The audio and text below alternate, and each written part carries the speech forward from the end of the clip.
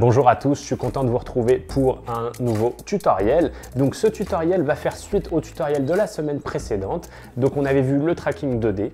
Cette semaine, je vais donc vous montrer le tracking 3D, aussi appelé caméra tracking. Donc celui-ci va différer légèrement parce qu'en fait, on va prendre en considération la profondeur que l'on peut retrouver à l'intérieur de notre métrage. On a quand même un métrage en 2D, mais on va en fait recréer un peu de la 3D. Donc pour ça, en fait, le logiciel va calculer des éléments, des points d'éléments, donc il va suivre le mouvement de différents pixels et nous on va essayer de sélectionner une perspective qui va nous intéresser pour venir placer notre élément. Donc ça paraît un petit peu compliqué dit comme ça, mais vous allez voir que dans la pratique ça se fait très bien. Donc encore une fois merci à l'Argonaute Plongée parce que je vais utiliser un de ses métrages, donc merci à lui. Encore une fois je vous invite à aller regarder son travail qui est de très grande qualité. Avant de commencer comme d'habitude, abonnez-vous à la chaîne, activez la petite cloche, ça m'aide à développer la chaîne et ça me permet de vous proposer plus de tutoriels dans les semaines suivantes. Donc sans plus tarder, on commence et on se retrouve derrière le logiciel.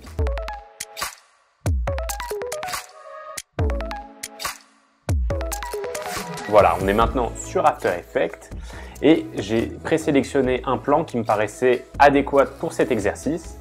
Donc il s'agit d'un plan de l'élévation d'un drone au-dessus de la mer, en direction d'une île qui est donc l'île de Heron Island en Australie. Paysage paradisiaque, ça va être parfait pour notre exercice. Comme je vous en parlais la semaine précédente, d'ailleurs si vous n'avez pas vu le tutoriel sur le tracking 2D, je vous recommande d'aller le voir peut-être avant de faire cet exercice. Donc voilà, comme je vous disais, petit rappel, pour sélectionner votre plan, il y a plusieurs critères importants. Un plan stabilisé, d'une bonne qualité, si possible en slow motion. Comme ça, on va avoir un nombre d'images important et ça va être beaucoup plus facile de traquer notre scène.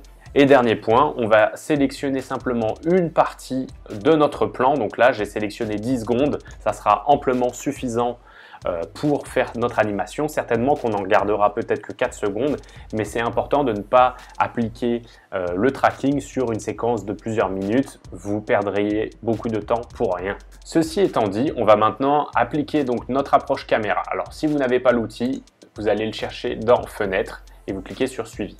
On a maintenant notre fenêtre justement de suivi et cette fois-ci, on va aller voir l'approche caméra. Donc je sélectionne bien mon métrage et j'appuie sur approche caméra. Donc vous voyez, il y a une analyse en cours qui se fait directement.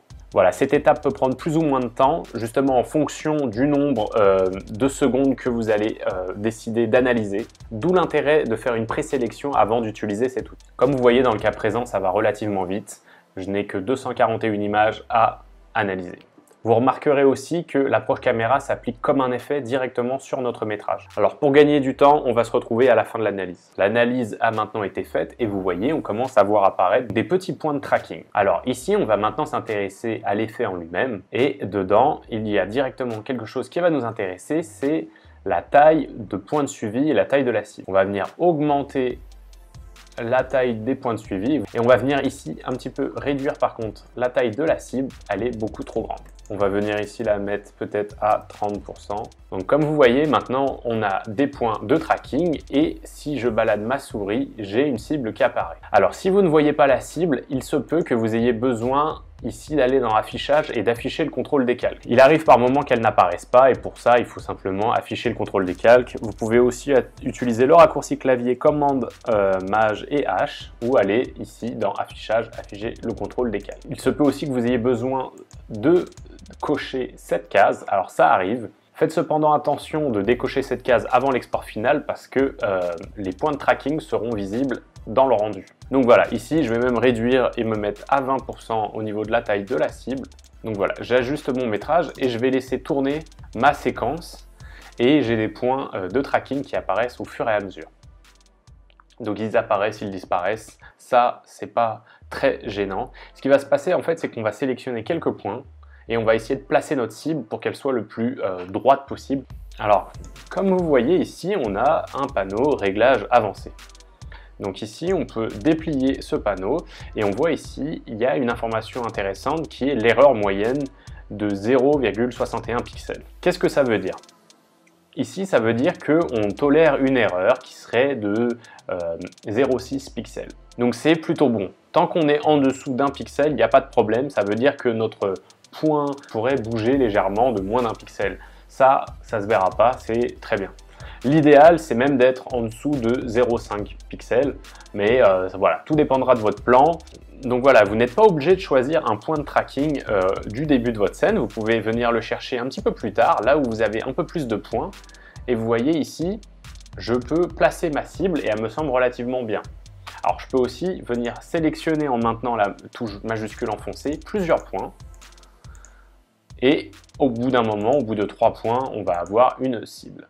Donc ça, c'est une possibilité. Vous pouvez aussi rester appuyé en cliquant et ça va vous sortir un outil lasso qui va permettre de pouvoir faire une sélection, voilà, un petit peu plus élargie. Donc là, vraiment, c'est comme on veut. Voilà, cette partie du métrage m'intéresse spécialement. Voilà, j'ai trouvé un moment dans le métrage où il y a des trackers dans une zone qui m'intéresse, donc je pense que je vais partir là-dessus. Là, j'ai ma cible. Elle est bien positionnée. Ce que je peux faire, c'est venir faire un clic droit. Et là, vous voyez qu'on a plusieurs options. Toujours, on va créer un objet avec une caméra automatiquement. C'est là où ça diffère du tracking 2D, c'est que cette fois-ci, on va avoir les informations de profondeur qui vont être prises en compte. Donc ici, on a des options et on peut choisir de créer soit un nul et une caméra, soit un solide et une caméra, ou soit directement un texte. Donc pour vous montrer, je vais le faire avec ici un solide. Donc je vais pouvoir venir changer l'échelle de mon solide, par exemple. Si je reviens au début de ma séquence et que je laisse tourner, on peut voir qu'on a un solide qui est parfaitement traqué sur le sol. Donc voilà, ça c'est le principe de base d'un tracking 3D. À partir de ce solide, on pourrait par exemple choisir de le précomposer, ouvrir la précomposition et ici on pourrait très facilement venir remplacer par un logo ou quoi que ce soit. Donc si je mets ici le logo par exemple de Mapping Motion, de venir le baisser, retirer celui-ci, bien sûr sauvegarder et aller voir dans ma composition principale. Voilà, j'ai maintenant mon logo qui est traqué sur le sol. Donc ça c'est vraiment le principe de base. Donc, comme vous voyez, on aurait pu créer un nul, ça serait revenu au même, on aurait attaché n'importe quel calque à notre calque nul. Maintenant que vous avez compris le principe, on va venir supprimer cela et on va à nouveau trouver une cible. On va maintenant revenir se placer et on va regarder un petit peu les autres options. Donc, je pourrais créer ici un nul. Donc je pourrais y attacher n'importe quoi, c'est une autre méthode de faire, j'aurais très bien pu faire ça avec mon logo, ça aurait marché de la même manière. Aujourd'hui, ce que je voudrais vous montrer, c'est la création de texte et de caméra. Voilà, donc là vous voyez, automatiquement, ça m'a créé un texte. Ce texte pour l'instant, il est donc traqué et il est aplati complètement. Donc ce que je peux faire ici, c'est déplier les options de rotation et je vais venir lui donner un angle de 90 degrés. Donc si vous maintenez la touche Maj appuyé, vous allez pouvoir avoir un magnétisme qui vous amène de 45 à 90 degrés. Donc là j'ai bien 90 degrés et je regarde un petit peu ce que ça donne. L'avantage de créer un texte directement par le caméra tracking, c'est qu'on va dire que le pied du texte fit parfaitement avec nos points de tracking.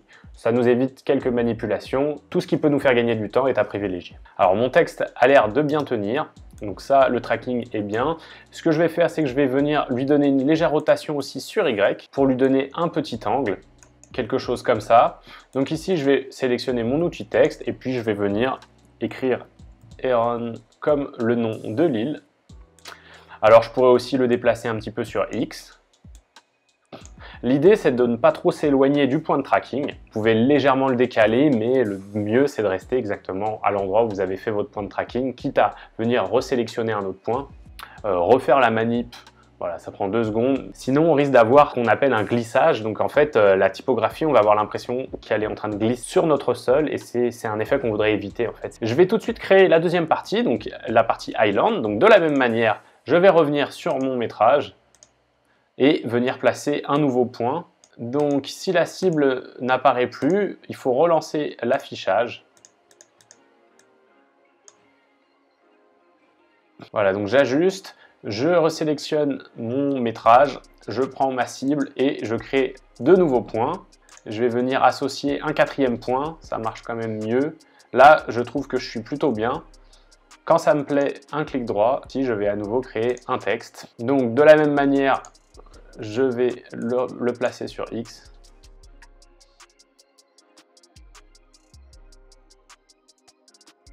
Donc j'ajuste un petit peu mes textes. Je peux légèrement les décaler pour que ma composition soit attrayante.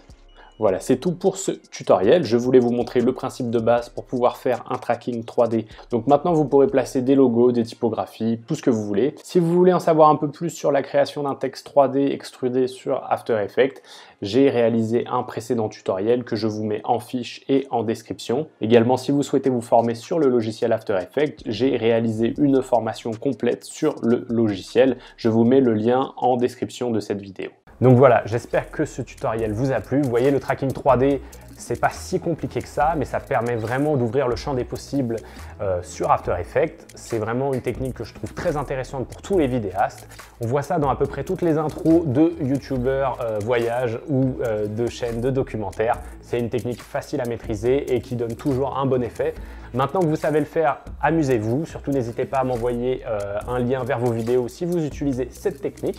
Je vous invite à télécharger mon guide de survie pour les débutants sur After Effects qui va être en description de cette vidéo. Dedans, vous retrouverez plein de conseils pour vous former. En attendant, moi, je vous donne rendez-vous la semaine prochaine pour un futur tutoriel. Ciao!